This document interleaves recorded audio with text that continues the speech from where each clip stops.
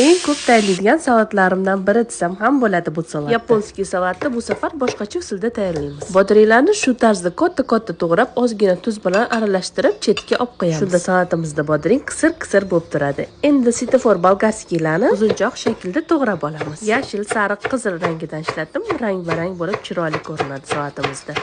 Pomidorimizni ham ichlarini olib tashab, ortiqcha suvlar chiqib ketmasligi uchun faqatgina chetini to'g'raymiz. Qizil piyozni ingichka yupqa tarzda to'g'rab olamiz. Qora qaynatib olgan go'shtimizni yupqa parrak qilib to'g'rab uni ham solamiz. Ko'k piyozni ham kattaroq to'g'raymiz. Ukrop va gashlichni esa mayda qilib to'g'rab solamiz. Bu orada bodringlarimizni suvi chiqib tayyor bo'ldi. Ularni ham suvidan ajratib solamiz. Bir dona maydalangan sarimsoq piyoz, tuz, murch, achchiq paprika, maydalangan koriander solib, ustidan qizib turgan o'simlik yog'imizni sovuramiz. Soya solib, salatimizni yaxshilab qo'limizda aralashtirib olamiz. Qo'rib olingan oq kunjut bilan salatimiz ustini bezaymiz. Salatimiz tayyor bo'ldi. Albatta ushbu salatdan iftorlik va saharlik uchun tayyorlab ko'ring. Retsept yoqqan bo'lsa like bosib, ushbu videoni yaqinlarga jo'natib qo'yamiz. Sahifamga obuna bo'lishni unutmang.